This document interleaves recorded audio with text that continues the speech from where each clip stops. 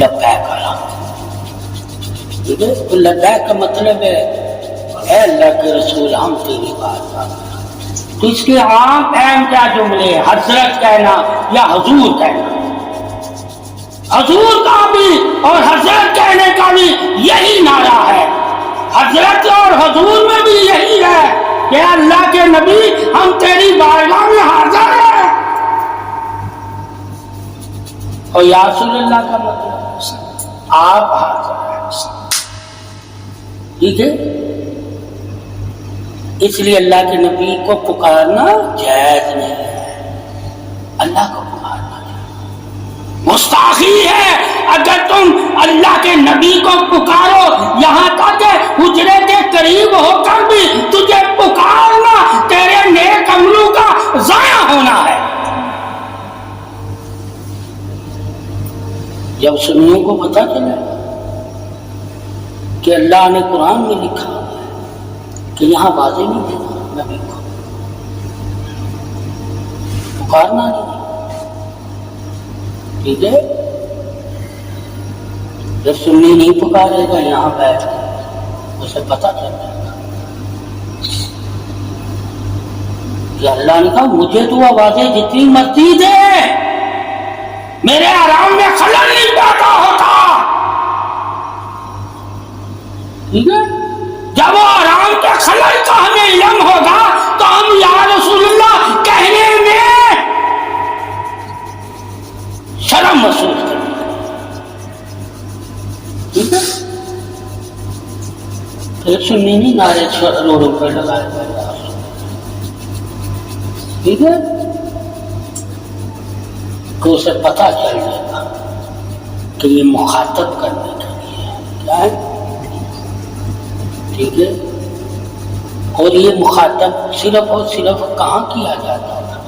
جب آپ حجرے میں نہیں ہوتے تھے تو لوگ آپ کو مخاطب کرتے تھے یا رسول اللہ۔ اب اللہ نے کہا حجرے میں ہے،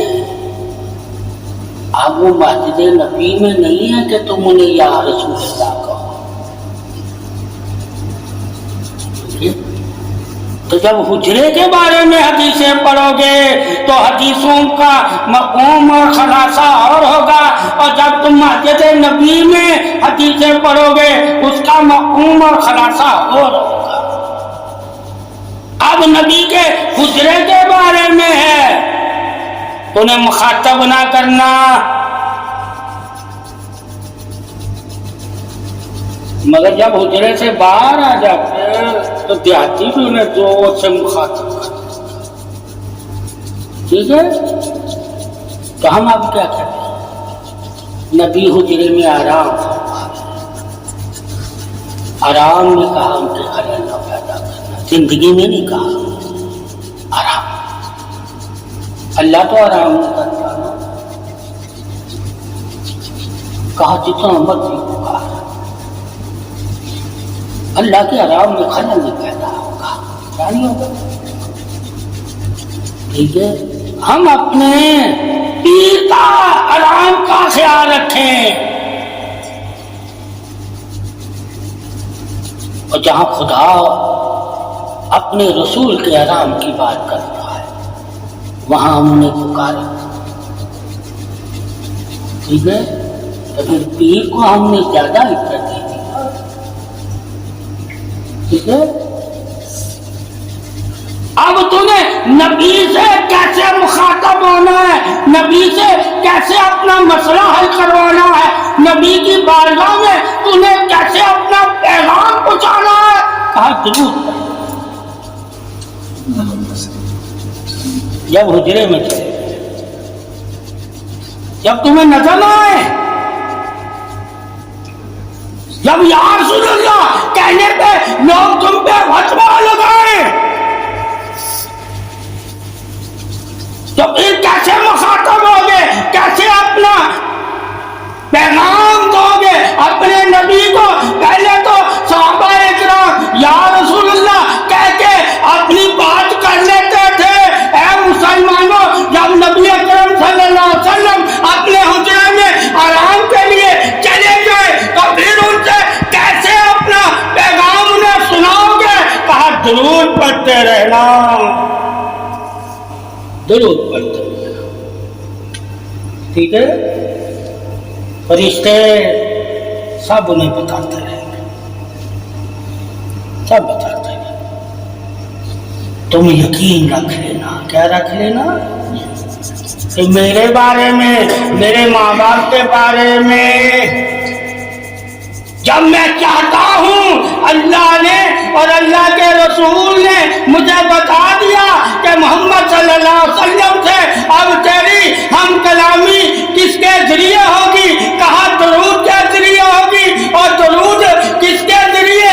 اللہ کے رسول کی بارگاہ میں حاضر کیا جائے گا، کہا فرشتوں کے ذریعے۔ اب یقین رکھنا فرشتوں پر جب تو ظاہر نہ نبی کو پائے، جب تو کس پہ یقین رکھے؟ فرشتوں پہ، کہ میرا پیغام، میرا تحفہ فرشتے نبی کی بارگاہ میں پہنچا رہے ہیں، ٹھیک ہے؟ اب ایک ہے صدیق اکبر کا خطبہ، ٹھیک ہے، جو آپ نے دیا ہے کہ آج کے بعد محمد صلی اللہ علیہ وآلہ وسلم مر گئے ہیں، جو ان کی عبادت کرتا تھا وہ جان لے، خطبہ پہلا ہے، ٹھیک ہے؟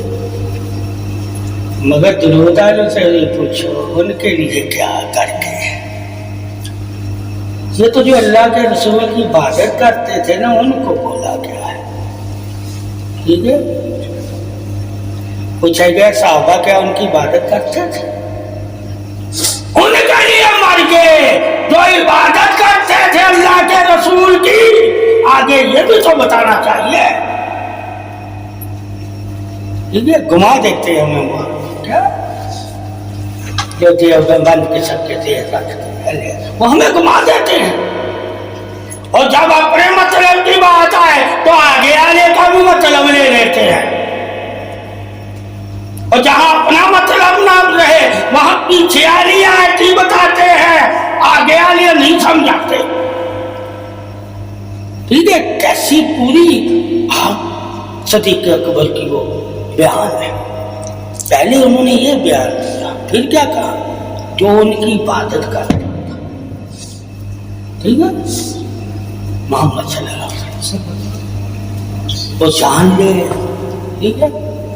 پوچھا جائے کسی صحابی سے پوچھو کیا وہ عبادت کرتے تھے نبی کی؟ ارے نبی کی عبادت تو کسی نے نہیں کی آج تک، نبی کی امت میں بھی سے یہاں تک قیامت تک جو نبی کی امت کے لوگ آئیں گے، کوئی حدیث نہیں تمہیں ملے گی کہ نبی یا اس کی امت یا صحابہ یا عالم دین نبی کی عبادت کرتے تھے۔ حدیث یہی ملے گی نبی کو راضی کرتے تھے، نبی کی اطاعت کر کے۔ راضی کرنا اور عبادت کرنا دونوں میں فرق ہے، ٹھیک ہے؟ مگر وہاں رسول نہیں کہا گیا کہ رسول مر گئے، کیسا جملہ! محمد پورا لقب نہیں کہا، کیا نہیں کہا؟ جب پورا لقب کہتے تو محمد تو آپ کا پجاشی نام تھا، مگر رسول آپ کا آسمانی نام تھا، پیدا ہونے والا کون؟ اسے موت آئے جو پیدا ہوئے، مگر رسالت پیدا نہیں ہوتی، کیا نہیں ہوتی؟ رسالت نور ہوتا ہے، کیا؟ ہم نبی کی محبت جو ہے وہ نور کے لیے کرتے ہیں، بشر ہونے کے لیے نہیں کرتے۔ اللہ کہتا ہے محمد صلی اللہ علیہ وسلم اور علی کی محبت سے ہی تمہارے دلوں میں نور پیدا ہوگا، عبادت سے نہیں، عبادت سے نور نہیں پیدا ہوتا۔ اگر عبادت سے نور پیدا ہوتا تو منافق کے دلوں میں بھی نور پیدا ہوتا، اس لیے کہا منافق نبی سے اور علی سے اور آل پاک سے محبت نہیں کرتا، اور جو محبت نہیں کرتا ان کے دلوں میں ایمان کا نور نہیں ہوتا، اور جن کے دلوں میں ایمان کا نور نہیں ہوتا وہی جہنمی ہوتے ہیں۔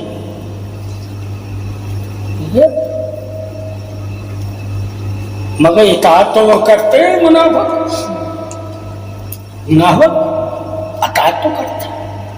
ثابت ہوا نبی کی اطاعت سے، اللہ کی اطاعت سے تمہیں ایمان کا نور نہیں مل سکتا جب تک تو نبی کی محبت، اللہ کی محبت اور علی کی محبت والا نہ ہو جائے۔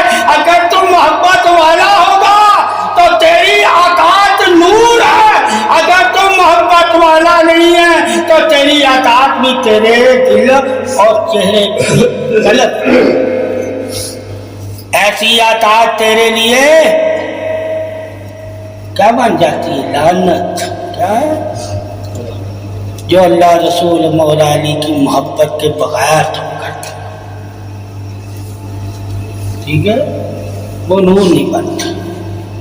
تو یہ بھی پھر عالم دین کو بتانا چاہیے کہ محبت میں بتاؤ، نفس میں تو بتایا ہے اللہ نے کہ جو نفس یعنی کہ جو پیدا ہوا ہے، جس طرح پہلے رسول دنیا سے چلے گئے، مر گئے، اسی طرح اس نے بھی مر جانا ہے۔ مگر بتاؤ محبت کے بارے میں کہ محبت تو نبی کی ایسی محبت ہے جو ایمان والوں کے دلوں کو زندگی دیتی ہے، اور زندگی ایمان والوں کی نور سے ہے۔ کیا نبی کا نور چلا گیا ہے؟ جو ہم کہیں وہ مر گیا، ٹھیک ہے۔ اگر مومن نور سے زندہ ہوتا ہے، اور نفس کے سے زندہ ہونے والے کو قرآن میں اللہ نے کہا مرا ہوا دل ہے، اور نور سے زندہ ہونے کے والے کو کہا زندہ دل ہے، تو یہ بھی بتاؤ ساتھ کیا تو نفس کی زندگی لوگوں کو بتا رہا ختم ہو گئی ہے، تو ساتھ نور کی یعنی کہ رسالت کی زندگی بھی بتاؤ۔ یہ نہیں ختم ہوتی، یہ بڑھتی رہتی ہے، یہ بڑھتی رہتی ہے۔ تو اب پہلے سے زیادہ نبی درجے والا ہو گیا، ٹھیک ہے۔ یہ عالم پہ فرض ہے کہ جہاں موت بتا رہا ہے وہاں زندگی بھی بتائے، اور جہاں زندگی بتا رہا ہے نفسوں والی وہاں نور والی زندگی اس کے پاس۔ اللہ نے عالم دین کو وہ علم عطا فرمایا ہے جو ہر زندگی سے واقف ہے۔ اگر وہ ہر زندگی سے عالم دین واقف ہے تو ہر زندگی کے بارے میں لوگوں کو علم دے کہ اب نبی کو قبر میں اللہ نے کون سی زندگی عطا کی، جبکہ نفس والی زندگی کو تو موت آ چکی۔ اب اللہ کیا دوبارہ کہہ رہا ہے مومنوں کے بارے میں، تم تو رسول کی بات کر رہے ہو کہ مومن کو بھی قبر میں زندگی عطا کروں گا۔ کیسی زندگی عطا کروں گا؟ جیسے اس نے عمل کیے ہوں گے، وہ اپنے عملوں سے زندہ ہوگا۔ کیا ہوگا؟ اب نفس سے نہیں زندہ ہو رہا، اب عملوں تو محمد کے عمل دیکھے کہ آپ صلی اللہ علیہ وسلم کے عملوں کا اور علموں کا اور نوروں کا کیا اللہ کی بارگاہ میں مقام ہے، اور پھر جسم کا کیا مقام ہے۔ ایک جسم پہ بھی آ جانا، تو نے تو نفس والے جسم کی بات کی ہے، مگر نبی سے پوچھنا تو نے قرآن سے یہ آیت یا صحابہ کے قول سے یہ بات تو ظاہر کر دی، مگر نبی کی زبان سے بھی ہمیں بتاؤ کہ نبی اکرم صلی اللہ علیہ وآلہ وسلم اپنے نفس کے بارے میں کیا فرما رہے ہیں۔ اے لوگوں کسی نبی رسول کا نفس ایمان نہیں لایا، محمد صلی اللہ علیہ وآلہ وسلم کا نفس ایمان لے آیا ہے، یعنی کہ یہ نور والا ہے۔ کیا ہے؟ اب یہ وہ نفس نہیں ہے جس نفس کا علم تمہیں دیا گیا تھا، تم اسی نفس کو نفس کہتے ہو۔ محمد صلی اللہ علیہ وآلہ وسلم کو نہ انبیاء کے نفس جیسا نفس کہنا، نہ انسانوں کے نفس جیسا نفس کہنا، نہ ولیوں کے نفس جیسا نفس کہنا، نہ صحابہ کے نفس جیسا نفس کہنا، اور نہ ہی بشر کے نفس جیسا نفس کہنا۔ جس طرح نبی نے اپنے نفس کے بارے میں بتایا ہے وہی لوگوں کو بتانا۔ نبی نے فرمایا کہ واحد میرا نفس ہے جو ایمان لے آیا، یعنی نور والا ہو گیا ہے۔ باقی کسی انبیاء کا نفس نور والا نہیں تھا، ایمان ہی نہیں لایا۔ کیا نہیں لایا؟ ٹھیک ہے، کہا یہ تو نفس بھی ایمان والا ہے، تیرا نفس نہیں ہے ایمان والا، انبیاء رسولوں کا نفس نہیں ہے ایمان والا، صحابہ اکرام کا نفس نہیں ہے ایمان والا۔ ٹھیک ہے، نبی نے کہا میرا نفس ایمان والا ہے۔ نفس کیا ہے نبی کا؟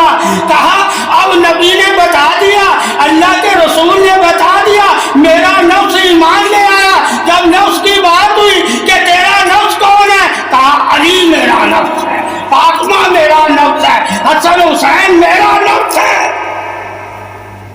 کیا یہ ایمان والے نہیں ہیں؟ یہی تو میرا نفس ہے۔ ٹھیک ہے،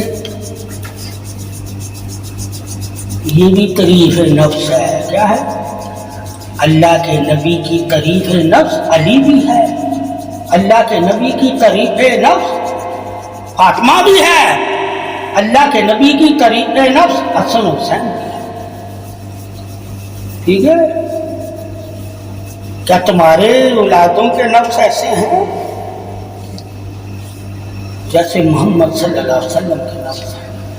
کہ نفسی طور پہ بھی اگر تم اپنے نبی کے برابر اپنے نفس کو کرو گے تو تم نے نبی کی حدیث نہیں پڑھی، نبی کی عظمت تعریف نہیں پڑھی، نبی کی شان نور نہیں پڑھی، نبی کی رسالت اور محبوبیت نہیں پڑھی، نبی کی عظمت اور باقی نہیں پڑھی۔ ذرا پہلے محمد صلی اللہ علیہ وآلہ وسلم کی ذاتی خوبیوں سے واقف ہو جاتا،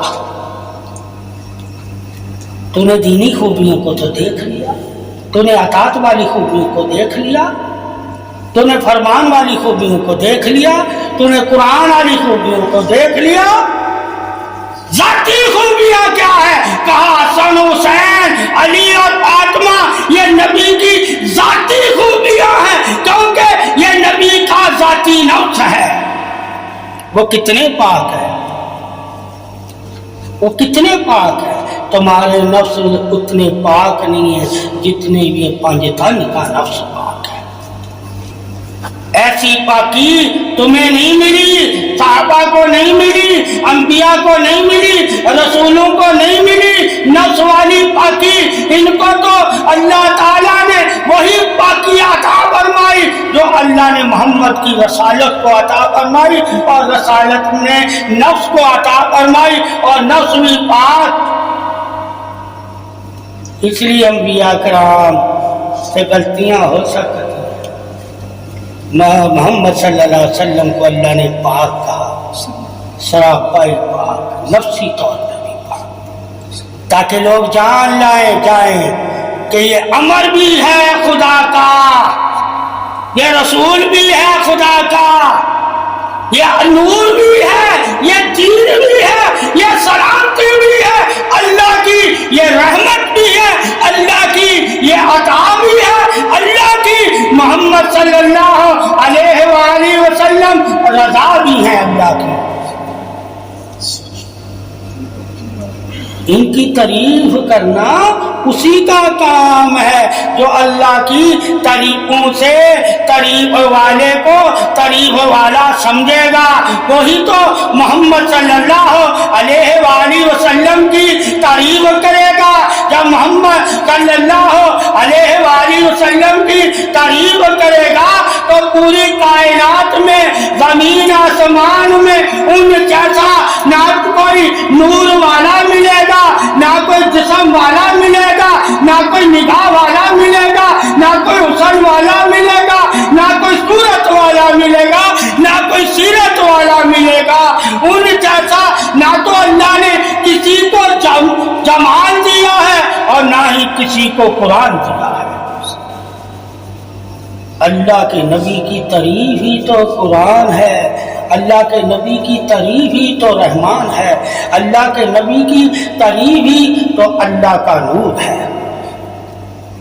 جو بھی تو نے نبی کی تعریف کرنی ہے وہ اللہ کے لیے کرنی ہے، اللہ ہی نے تو اسے تعریف والا، احسان والا، رحمت والا، انعام والا، فضل والا، عطائے بخشش دعا والا بنا کر تیرے لیے بھیج دیا۔ اور اپنی رضا، جس نے نبی کو راضی کر لیا اس نے اپنے رب کو راضی کر لیا۔ آپ صلی اللہ علیہ وسلم کی تعریف صرف بشری نہیں ہے کہ تم ساری عمر اللہ کے نبی کو بشری کہتے رہو، رسول بھی ہے، محبوبی بھی ہے، یعنی کہ کئی طریقے قرآن میں 36 قسم کے اسم اللہ تعالیٰ نے اپنے محبوب کی تعریف میں بیان کیے۔ کہا صرف بشر پہ ہی میں نے نہیں روکا، میں نے معراج بھی اسی کی تعریف کی۔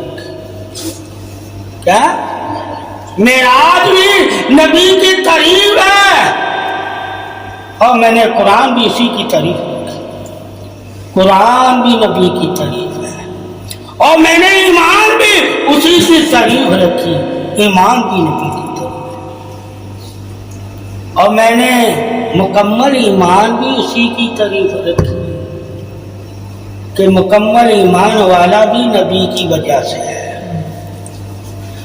ٹھیک ہے، کلمے کی وجہ سے تجھے مکمل، نماز کی وجہ سے تجھے مکمل، اور روزے زکوٰۃ کی وجہ سے، اور حج عمرے اور جہاد کی وجہ سے، اور قربانی اور صدقے اور خیرات کی وجہ سے تجھے اللہ کے نبی نے ایمان میں مکمل نہیں کہا، ایمان والا کہا، مکمل کا کہا۔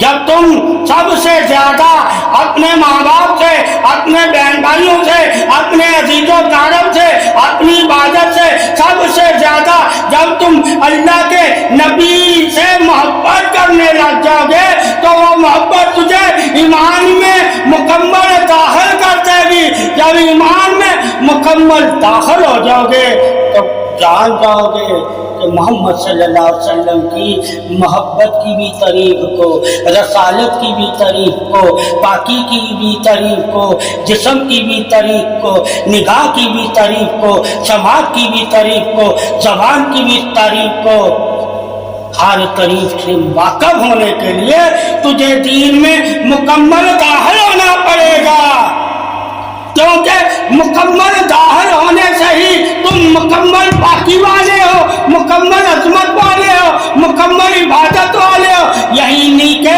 تمہاری باتیں بھی شرف قبولیت، عزت، نور، اثار بن جائیں گی، ورنہ تمہاری باتیں بھی تمہارا اثار نہیں کریں گی اگر تم محبت سب سے بڑھ کر نبی سے نہیں کرو۔ اب توحید اور رسالت کی تباہ کرنے والے بھی جان جائیں کہ محبت ہی انہیں مکمل دین میں داخل کر سکتی ہے، دین انہیں دین میں داخل مکمل نہیں کرتا۔ محمد صلی اللہ علیہ وآلہ وسلم کی جب دین تجھے محبت ہی نہ دے تو تم دین والا نہیں ہے، تم منافق ہے، کافر ہے، مشرک ہے، بدعتی ہے، شرکی ہے، ردا ہوا ہے، گستاخ ہے۔ اور جب تجھے اللہ دین کی وجہ سے محمد صلی اللہ علیہ وآلہ وسلم اور آل محمد کی محبت عطا فرما دے تو تو ہمیشہ دین کے نور والا ہو۔